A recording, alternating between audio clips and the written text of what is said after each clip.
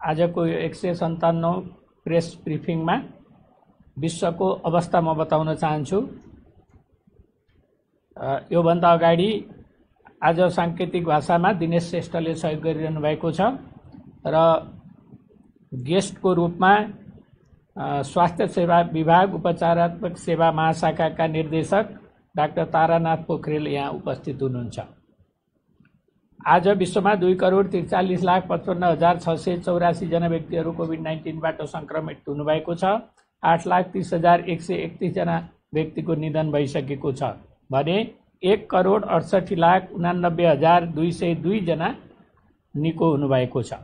नेपालको अवस्था भन्नुपर्दा निको हुनुभएको जम्मा संख्या 20,073, सक्रिय संक्रमित संख्या 15,273, होम आइसोलेसनमा रहनुभएकाको संख्या 6,210, संस्थागत आइसोलेसनमा रहनुभएकाको संख्या 9,063, गत 24 घण्टामा डिस्चार्ज हुनुहुनेहरूको संख्या 569, कोरोना ठिक भई घर फर्किनु भएकाको प्रतिशत 56%, आजसम्म आरटीपीसीआर परीक्षणको संख्या 6,47,881 र आज गरिएको आरटीपीसीआर परीक्षणको संख्या 12,629। क्वारेन्टाइनमा रहनुभएको व्यक्तिहरूको संख्या 9,488 छ। म प्रदेश अनुसार सक्रिय संक्रमितहरूको संख्या बताउन गइरहेको छु। प्रदेश 1 मा संस्थागत आइसोलेसनमा रहनुभएको व्यक्तिहरूको संख्या 1,135, प्रदेश 2 1,818, बागमती प्रदेशमा 3,503, गण्डकी प्रदेश 411, प्रदेश 5 मा 983, कर्णाली प्रदेशमा 372 र सुदूरपश्चिम प्रदेशमा 841 गरी 9,063। होम आइसोलेसनमा रहनुभएको व्यक्तिहरूको संख्या प्रदेश 1 मा 377, प्रदेश 2 मा 3,804, बागमती प्रदेशमा 1,528, गण्डकी प्रदेशमा 18, प्रदेश 5 मा 407, कर्णाली प्रदेशमा 27 र सुदूरपश्चिम प्रदेशमा 49 गरी जम्मा 6,210 जना हुनुहुन्छ।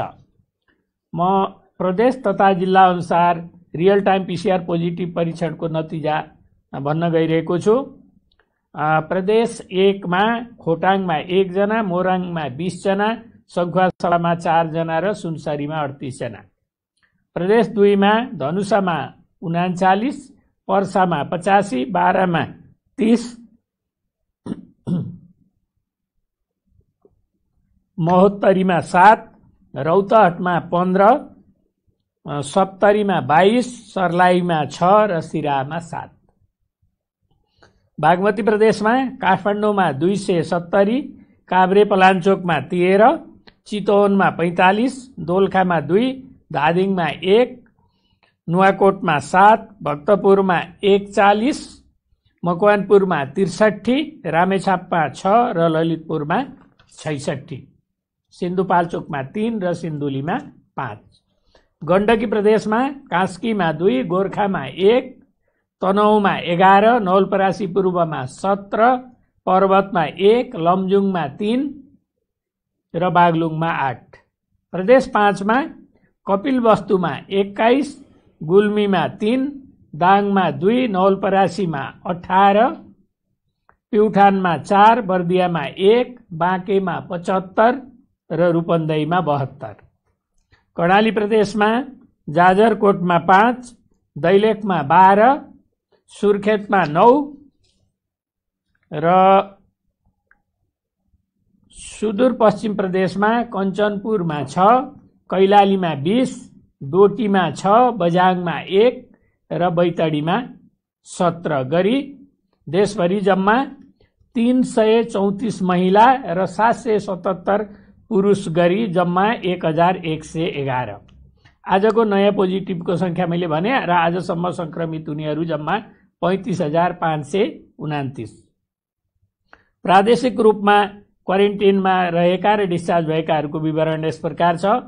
क्वारेन्टाइनमा रहेका व्यक्तिहरूको संख्या प्रदेश 1 मा 902, प्रदेश 2 923, बागमतीमा 754, गण्डकीमा 2,366, प्रदेश 5 मा 1,006, कर्णाली प्रदेशमा 501, सुदूरपश्चिम प्रदेशमा 3036 गरी जम्मा 9448।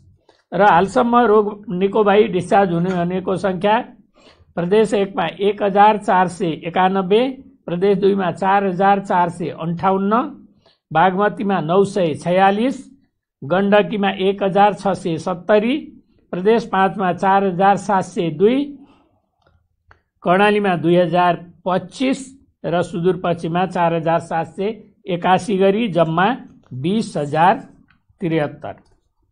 आइसियुमा रहेका व्यक्तिहरूको संख्या यस प्रकार छ। प्रदेश 1 मा 11, प्रदेश 2 मा 44, बागमतीमा 71, गण्डकीमा 3 र प्रदेश 5 मा 18। भेन्टिलेटरमा उपचाररत बिरामीहरू रहेको प्रदेश र संख्या प्रदेश 1 मा 2 र बागमती प्रदेशमा 15 गरी 17 जना। र जिल्लागत 500 भन्दा माथि उपचार रहेका संक्रमितहरू रहेका जिल्लाहरू मोरङ, धनुषा, पर्सा, बारा, महोत्तरी, रौतहट, सर्लाही, काठमाडौँ र ललितपुर गरी 9 जिल्ला छन्। र संक्रमितहरू शून्य भएका जिल्लाहरू 2टा छन्, मुस्ताङ र हुम्ला। यसपछि म अहिले नन कोभिड रोगहरूको उपचारको बारेमा र अहिलेको वस्तुस्थिति के छ भन्ने बारेमा डाक्टर तारानाथ पोखरेलले प्रकाश पार्नुहुन्छ। डाक्टर तारानाथ पोखरेल। नमस्कार, धन्यवाद डाक्टर साहब, मलाई यो प्रत्यक्ष प्रसारणमा बोलाउनु भयो। यहाँलाई पनि धन्यवाद दिन चाहन्छु। र यो अहिले अत्यन्त महत्त्वपूर्ण विषय, विशेष गरी महामारीको अवस्थामा खस्किँदो उपचार सेवालाई अब कसरी उकास्ने भन्ने विषयमा चाहिँ यहाँले मलाई यसबारेमा बोल्ने केही मौका दिनुभयो, यसको लागि धन्यवाद दिन चाहन्छु। जब सङ्कटकाल भन्नाले जनस्वास्थ्यलाई चाहिँ एउटा विश्वव्यापी महामारीको रूपमा घोषणा गरियो, त्यसपछि नेपालमा बन्दाबन्दीको घोषणा गरियो। त्यसपछि स्वास्थ्य सेवाहरूको क्षमतालाई अभिवृद्धि गर्नको लागि स्वास्थ्य मन्त्रालयले, नेपाल सरकारले अन्य सेवाहरूलाई केही थाँती राखेर नियमित सेवाहरूलाई पूर्ववत सेवाहरूलाई चाहिँ केही कम गरेर आफ्नो क्षमता अभिवृद्धि गर्नको लागि, महामारीको लागि तयारी हुनको लागि, प्रतिकार गर्नको लागि स्वास्थ्य संस्थाहरूलाई निर्देशन दिएपछि त्यतिखेर तत्कालको अवस्थामा केही अन्योलको स्थिति, अस्पष्टताको स्थिति भएको हुनाले र महामारीको लागि सबै अस्पतालहरू, स्वास्थ्य संस्थाहरू देशभरि नै तयार रहनुपर्ने कारणले गर्दाखेरि स्वास्थ्य संस्थाहरूबाट दिने सेवाहरू क्रमशः अत्यावश्यक सेवा र इमर्जेन्सी सेवाहरू बाहेक अन्य सेवाहरूलाई चाहिँ कम गरेको अवस्था थियो।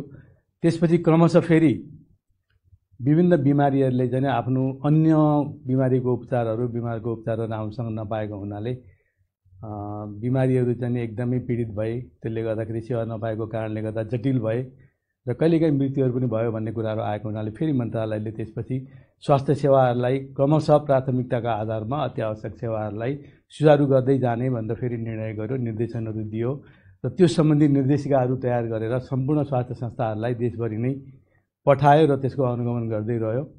त्यति गर्दै पनि विभिन्न कारणहरूले स्वास्थ्य संस्थाहरूले, सरकारी, गैर सरकारी र निजी स्वास्थ्य संस्थाहरूले चाहिँ यो सेवाहरूलाई पहिलाको जस्तो पूर्वावस्था अवस्थामा चाहिँ ल्याउन सकेको अवस्था अहिले पनि छैन डाक्टर साहब। र अहिले आएर चाहिँ विभिन्न माध्यमहरूमा चाहिँ हाम्रा सार्वजनिक मिडियाहरू मार्फत चाहिँ नै सभ्य दृश्य सामग्री सहित सामाजिक सञ्जालहरूमा पनि अहिले केही बिमारीहरूले चाहिँ दिनमा 1-2वटा बिरामीहरू चाहिँ सुरुको बन्दाबन्दीको अवस्थादेखि नै सेवा नपाएको भन्ने खालका खबरहरू आउने गरेको हुँदा त्यसमा स्वास्थ्य तथा जनसङ्ख्या मन्त्रालयको ध्यानाकर्षण गम्भीर रूपमा पहिलेदेखि रहेको र अहिले पनि रहेको छ।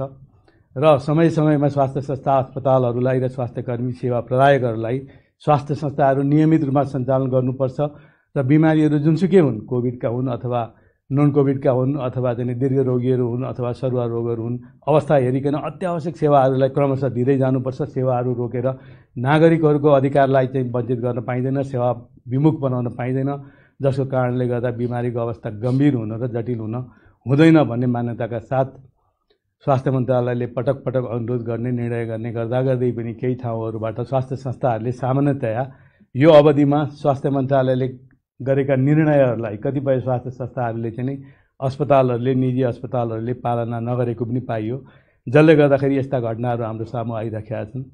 र भर्खरै पनि एउटा सिन्धुपाल्चोकबाट आएको एउटा महिला, जसको दीर्घ श्वास प्रश्वासको समस्या रहेको थियो। ती महिला उपचारको लागि चाहिँ केएमसी, ओम अस्पताल लगायतका अस्पतालहरूमा आउँदाखेरि उपचार गर्न नमानेको, भर्ना लिन नमानेको र पछि ह्याम्स अस्पतालले चाहिँ 3 लाख रुपियाँ माग गरेको अथवा 3 लाख रुपियाँ भएपछि मात्रै भर्ना गर्छु भनेको र अन्त्यमा शिक्षण अस्पतालमा भर्ना भएको भन्ने खबरहरू पनि आएको छ। र यो आएको मात्रै होइन, सभ्य दृश्य सामग्री सहित सामाजिक सञ्जालमा आएको हुनाले यसमा स्वास्थ्य सेवा विभागको गम्भीर ध्यान आकर्षण भएको छ र यसलाई लिखित रूपमा चाहिँ नै यदि कारबाहीको लागि लेखेर आयो भने तत्काल हामी उपचार गर्न तयार पनि छौँ र यस्ता केही समयमा यस्ता घटनाहरूको छानबिन गरेर उपचार पनि गर्दै रहेको अवस्था छ। र मुख्य रूपमा भन्नुपर्दाखेरि नेपाल सरकारले अथवा राज्यले नेपालको संविधानमा स्वास्थ्य सेवा र शिक्षा सेवालाई चाहिँ मौलिक अधिकारको, मौलिक हकको रूपमा परिभाषित गर्दै यसलाई जसरी पनि नागरिकहरूलाई स्वास्थ्य सेवा उपलब्ध गराउने राज्यको दायित्व हो। यसलाई चाहिँ नीतिगत व्यवस्था, कानुनी व्यवस्था मार्फत चाहिँ स्वास्थ्य सेवा उपलब्ध जसरी पनि गराउनुपर्छ जहाँ पनि भन्ने उद्देश्यका साथ विभिन्न खालका नीति रणनीतिहरू र कानुनहरूको व्यवस्था गरेको छ, लागू पनि गरेको छ र गर्दै गएको छ। अहिले सङ्क्रमणकाल देशको प्रशासनिक संरचनाको अवस्थामा र अहिले कोभिड महामारीको सङ्क्रमणको दुवै अवस्थालाई फाइदा लिएर केही स्वास्थ्य संस्थाहरूले, केही अस्पतालहरूले चाहिँ यो अवस्थामा धमिलो पानीमा माछा मार्ने हिसाबले पनि कहिलेकाहीँ आएका बिरामीहरूलाई चाहिँ समयमा उपचार नगरिदिने, बिरामीको अवस्था हेर्ने, पहिला आर्थिक अवस्था कस्तो छ हेर्ने अनि भन्दा लिने नलिने भन्ने निर्णय गर्ने हिसाबले बिरामीहरू अत्यन्त मारमा परेको भन्ने कुराहरू पटक पटक आइरहेका छ। यसो गर्नु हुँदैन, किनभने यी सबै स्वास्थ्य संस्थाहरू, जुनसुकै तहका स्वास्थ्य संस्थाहरू, सरकारी, गैर सरकारी, निजी स्वास्थ्य संस्थाहरू जुनसुकै तहका हुन्, जुनसुकै निकायबाट दर्ता भएका स्वास्थ्य संस्थाहरूलाई पनि नेपाल सरकारले कुनै न कुनै निकायबाट चाहिँ स्वीकृति गर्ने गरेको छ र स्वीकृति गर्दाखेरि उहाँहरूलाई मापदण्डहरू दिएको छ। मापदण्डको आधारमा उहाँहरूले प्रतिबद्धता व्यक्त गर्नुपर्छ। हामी पूर्वाधार तयार गर्छौँ, जनशक्ति तयार गर्छौँ, नीति नियमहरू मान्छौँ, बिमारीहरूलाई हामी उपचार गर्छौँ र विशेष गरी विपन्न र गरिब बिरामीहरूको लागि 10% शैय्या छुट्याउँछु भनेर उहाँहरूले लिखित प्रतिबद्धता गरेको अवस्था छ र उहाँहरूलाई चाहिँ यदि गर्नु भएन भने राज्यले उहाँहरूलाई अधिकार दिएको हो स्वास्थ्य संस्थालाई र अधिकारलाई मात्रै उहाँहरूले अगाडि अहिले ल्याइरहनु भएको छ। खालि यो भएन त्यो भएन हामीलाई भन्ने कुराहरू र आफ्नो कर्तव्य र दायित्वलाई बिर्सिरहेको अवस्था छ। यसो गर्नु हुँदैन, किनभने बिमारीहरू भनेका चाहे गरिब हुन्, चाहे धनी हुन्, पैसा तिर्न सक्ने हुन्, पैसा तिर्न नसक्ने हुन्, ती सबै हाम्रा वास्तवमा भन्दाखेरि हाम्रा अन्नदाता हुन्। हामीलाई, हाम्रो परिवारलाई, हाम्रा छोराछोरीलाई पढाउने र हामीहरू सबैलाई कार चढेर हिँड्ने अवस्थामा पुर्याउने तिनै बिरामीहरू हुन्, तिनीहरू भगवान हुन्। त्यसैले बिमारीलाई कहिले पनि हेला नगरौँ, बिमारीलाई सम्मान गरौँ, उपचार गरौँ। पैसा छ भने उपचार गरेर पठाउँ, छैन भनेदेखि त्यसको काहीँ न काहीँ व्यवस्था गर्नुपर्छ। राज्यले त्यसको जिम्मा लिन्छ र राज्यले जिम्मा लिएको पनि छ र त्यसको लागि नेपाल सरकारले त्यो मौलिक हक कायम गर्नको लागि कुनै पनि निर्णयहरू गर्न सक्छ स्वास्थ्य मन्त्रालय मार्फत र ती निर्णयहरूलाई हामीले पालना गर्नैपर्छ। यदि ती निर्णयहरू हामीले पालना गरेनौँ, नीतिहरूलाई मान्दैनौँ भन्न पाइँदैन। हामीले पालना गर्न सक्दैनौँ, हाम्रो काबुभन्दा बाहिरको परिस्थिति आयो र त्यसमा चाहिँ हामीलाई गाह्रो छ भन्ने यस्तो लाग्छ भनेदेखि यहाँहरूले चाहिँ स्वास्थ्य संस्थाहरूले, स्वास्थ्य सेवा प्रदायकहरूले स्वास्थ्य मन्त्रालयसँग, नेपाल सरकारसँग बसेर छलफल गर्नुपर्छ। त्यसमा चाहिँ मन्त्रालयले परिस्थिति अनुसार फेरि पनि नियमहरू परिवर्तन गर्न सक्ने अवस्था रहन्छ, नीति निर्देशकहरू, अन्तरिम निर्देशिकाहरू परिवर्तन जारी गर्ने हुन्छ। किनभनेदेखि राज्यले एउटा गरिब नेपालीले जति राज्यको स्रोत साधनहरूको उपयोग गरेको छ, एउटा स्वास्थ्य संस्थाले, एउटा स्वास्थ्य सेवा प्रदायकले हजारौँ गुणा बढी स्रोत साधनहरू उपयोग गरेका छ। कसरी भन्दाखेरि जस्तो हामीले विभिन्न खालका बाटोघाटोदेखि लिएर विद्युतदेखि लिएर विभिन्न इन्फ्रास्ट्रक्चरको प्रयोग एउटा गरिब नेपालीले, एउटा कुना काप्चामा बसेको नेपालीले जति प्रयोग गरेको छ त्यसको धेरै गुणा चाहिँ स्वास्थ्य संस्थाहरूले हामीले प्रयोग गरेको हुनाले तिनीहरूलाई सेवा दिनु चाहिँ हाम्रो कर्तव्य हुन आउँछ। यो कर्तव्यबाट कुनै पनि स्वास्थ्य संस्था पछि हट्नु हुँदैन। यसका लागि स्वास्थ्य मन्त्रालयले पटक पटक निर्णयहरू गर्ने, निर्देशनहरू दिने, निर्देशिकाहरू बनाउने काम गरेको छ र यसको लागि स्वास्थ्य सेवा यसको लागि चाहिँ स्वास्थ्य सेवा विभाग, उपचारात्मक सेवा महाशाखाले चाहिँ अब यी समस्याहरूको निराकरण गर्न, रोकथाम गर्न, यी समस्याहरू जटिल नहुन् र समयमै समस्या समाधान गर्नुपर्छ र यस्ता समस्याहरू फेरि दोहोरिदिनु हुँदैन भन्नको लागि केही कामहरू सुरु गरेको छ। यसमा चाहिँ नि सम्पूर्ण अस्पतालहरूलाई, सबै किसिमका अस्पतालहरू, विभिन्न तहबाट चाहिँ स्वीकृत हुने अस्पतालहरूलाई चाहिँ नियमित रूपमा, प्रभावकारी रूपमा अनुगमन गर्ने, नियमन गर्ने, तिनीहरूलाई सहयोग गर्ने, समन्वय गर्ने एउटा चाहिँ मेकानिजम अथवा एउटा चाहिँ हामीले ढाँचा तयार गरेर मन्त्रालयमा पठाएका छौँ। त्यसपछि अहिले हामीले चाहिँ सबै अस्पतालहरूको आफ्नो क्षमताको द्रुत तरिकाबाट मूल्याङ्कन गर्ने, एसेसमेन्ट गर्ने र उहाँहरूको क्षमताको रेखाङ्कन गर्ने, नक्साङ्कन गर्ने काम भइरहेको छ। अर्को चाहिँ अस्पतालहरूको प्रोफाइल तयार गर्नको लागि एउटा विद्युतीय संयन्त्रको विकास गर्ने काम भइराखेको छ। त्यस्तै सम्पूर्ण अस्पतालहरूलाई नेटवर्कमा ल्याएर उहाँहरूलाई नियमित रूपमा अनुगमन गर्न, स्वास्थ्य कर्मीहरूलाई जोगाउनको लागि, बिरामीहरूको अधिकारलाई सुरक्षा गर्नको लागि र स्वास्थ्य संस्थाहरूलाई पनि बचाउन र जोगाउनको लागि के गर्न सकिन्छ भन्दा स्वास्थ्य मन्त्रालय, स्वास्थ्य सेवा विभागले समन्वय गरेर आगामी दिनमा यो कार्यक्रमहरू सञ्चालन गर्न, अनुगमन गर्न र प्रभावकारी नियमन र सहयोग समन्वय समेत गर्नका लागि, स्वास्थ्य संस्थाहरूलाई पनि सहयोग गर्नको लागि चाहिँ एउटा चाहिँ हामीले नेटवर्क बनाइरहेका छौँ र समय समयमा चाहिँ विभिन्न खालका यस्ता घटनाहरूको छानबिन गर्ने र कारबाही गर्ने कामहरू पनि अगाडि बढाइराखेका छौँ। त्यसैले हामीले वास्तवमा हामीले राज्यले चिन्ने, नागरिकले चिन्ने भनेको यस्तै अवस्थामा हो। हामीले यस्तै विकट परिस्थितिमा सेवा दिएर हामीले चाहिँ अगाडि आउनुपर्छ, चिनिनुपर्छ र मात्रै भोलिका दिनमा सहज परिस्थितिमा यसको मूल्याङ्कन हुन्छ। राज्यले चिन्छ, राज्यले माया गर्छ, राज्यले सहयोग गर्छ र जनताले पनि विश्वास गर्छन्। त्यसैले नडराउँ, खुलेर चाहिँ आफ्नो स्रोत साधनले भ्याएसम्म सहयोग गरौँ। कोही पनि बिरामी, पैसा नभएको बिरामी आयो भने त्यसलाई उपचारबाट वञ्चित गर्न पाइँदैन। कहीँ न कहीँ कुनै न कुनै उपायले त्यसको लागि व्यवस्था गर्नुपर्छ। यसमा राज्यले चाहिँ जिम्मेवारी लिएको छ र विभिन्न संयन्त्रहरूको विकास गरेको छ। राज्य आफैले नेपाल सरकार मार्फत, निजी स्वास्थ्य संस्थाहरू मार्फत, निजी साझेदारी, सार्वजनिक र साझेदारी संयन्त्र मार्फत, सरकारी गैर सरकारी संस्थाहरू मार्फत चाहिँ सेवा दिने संयन्त्र नेपाल सरकारले बनाएको छ। राज्य भन्नाले सम्पूर्ण सरकारी, गैर सरकारी, निजी र अन्य क्षेत्रहरू भएको हुनाले हामी सबै मिलेर बिरामीहरूलाई चाहिँ उपचार दिनुपर्छ। कोभिडभन्दा अन्य खालका सेवाहरू जो जटिल भएर अहिले चाहिँ बिरामीहरूको मृत्यु समेत भइरहेको कुराहरू दिनदिनै आएको हुनाले यो समस्यामा जान नदिनको लागि कुनै पनि बिमारी सेवा लिन आएपछि हामीले ती बिरामीहरूलाई रेस्पोन्स नगरिकन फर्काउनु हुँदैन। कुनै न कुनै उपायले सेवा दिनुपर्छ। डाक्टर साहब, मैले यति नै जानकारी गराएँ। हस्, धन्यवाद छ। र अब स्वास्थ्य तथा जनसङ्ख्या मन्त्रालयको अनुरोध छ। स्वास्थ्य तथा जनसङ्ख्या मन्त्रालयले कोभिड-19 को जोखिम रहेको स्थानमा बसोबास गर्ने व्यक्तिहरूलाई लक्षित गरी परीक्षणको दायरा फराकिलो बनाएको छ। अहिलेको अवस्थामा सङ्क्रमण दर दिन प्रतिदिन वृद्धि हुँदै गएको अवस्था छ। यसको सङ्क्रमण सेवा प्रदायक डाक्टर, नर्स, स्वास्थ्य कर्मीहरू, सुरक्षाकर्मीहरू र अन्य कर्मचारी, सवारी चालक तथा सहयोगी लगायत समाजका हरेक तह र तबकाका, विशेष गरी घना बस्तीहरूमा बसोबास गर्ने जनसमुदायमा देखा परेको छ। कोरोना पोजिटिभ देखा परेपछि आइसोलेसनमा बस्नुपर्छ भन्ने कुरा हामी सबैलाई थाहा भइसक्यो। लक्षण नभएकाहरू सम्भव भएमा घरमै आइसोलेसनमा बस्न सकिन्छ र कोभिड पोजिटिभ केसहरू लक्षण भएकाहरू आइसोलेसन सेन्टर वा कोभिड अस्पतालमा भर्ना भई उपचार गर्न सकिन्छ। यसरी आइसोलेसनमा बस्दा चिकित्सा वा स्वास्थ्य कर्मीहरूको प्रत्यक्ष अप्रत्यक्ष सरसल्लाह एवं सम्पर्कमा रही सेवा लिनुपर्ने हुन्छ। यसको सङ्क्रमण वृद्धि भएसँगै समाजमा सामाजिक विभेदका सोच एवं व्यवहारहरू देखा परेका छन्। त्यो नितान्त पुरातनवादी सोच र अन्धविश्वास हो। अझै आउँदो केही दिन यसको प्रकोप थप वृद्धि हुने आकलन गरिएको छ, जसले गर्दा हामी सबैले थप चुनौतीहरूको सामना गर्नुपर्ने हुन सक्छ। यस्तो बेलामा हामी सबैले आफ्नो जीवनशैली परिवर्तनका लागि सकारात्मक सोच चिन्तन गरी आफ्नो ठाउँबाट यस रोगको उपचार, नियन्त्रण, रोकथाम तथा व्यवस्थापनमा एकजुट हुन जरुरी छ।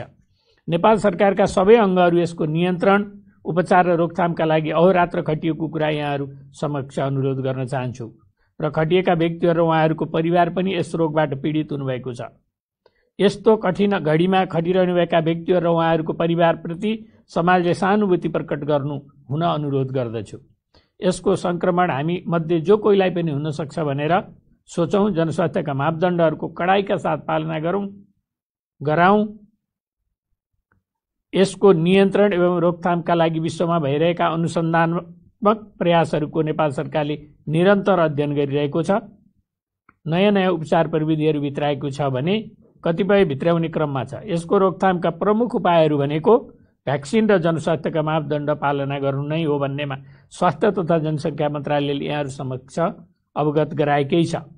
विश्वका कतिपय देशहरूले परीक्षण गरिरहेका भ्याक्सिनहरूको सफल परीक्षण पश्चात हाम्रो देशका नागरिकहरूले पनि भ्याक्सिन पाउनेछौँ। हामी सबैले आशा, विश्वास, भरोसा र प्रार्थना गरौँ भ्याक्सिनको सफल परीक्षण चाँडो सफल होस्। अन्तमा विनम्रतापूर्वक म अनुरोध गर्दछु कि कोरोनाबाट आफू पनि बचौँ, आफ्नो परिवारलाई पनि बचाउँ र सामाजिक सद्भाव कायम गरौँ। यति भन्दै आज दुःखद खबर पनि छ। आज 24 घण्टामा 8 जना बिरामीहरूको मृत्यु भएको छ। त्यसमध्ये महिला 5 जना हुनुहुन्छ। ललितपुरको 65 वर्षीय एक महिला, बाराको 23 वर्षीय एक महिला, कास्कीको 32 वर्षीय एक महिला, रूपन्देहीको 70 वर्षीय एक महिला र बाँकेको 70 वर्षीय एक महिला हुनुहुन्छ। र पुरुषमा काठमाडौँको 1 जना 48 वर्षको पुरुष, पर्साको 62 वर्षको एक पुरुष र कपिलवस्तुको 50 वर्षको एक पुरुष हुनुहुन्छ। र आजसम्म निधन हुनेको संख्या जम्मा 183 पुगेको छ। यो संक्रमित हुनेहरूको जम्मा टोटलको प्रतिशतमा भन्दा 0.52% हुन्छ निधन भएको छ। यसमा चाहिँ निधन हुने प्रति स्वास्थ्य तथा जनसङ्ख्या मन्त्रालय हार्दिक श्रद्धाञ्जली दिन चाहन्छ र शोकाकुल परिवारप्रति हार्दिक संवेदना प्रकट गर्दछ। यति भन्दै आजको यो कोभिड-19 को अपडेट यहीँनिर सकिन्छ। डाक्टर तारानाथ पोखरेल, दिनेश श्रेष्ठ सहित अरू साथीहरूलाई म धन्यवाद दिन चाहन्छु र म यहाँबाट बिदा हुन्छु। नमस्कार।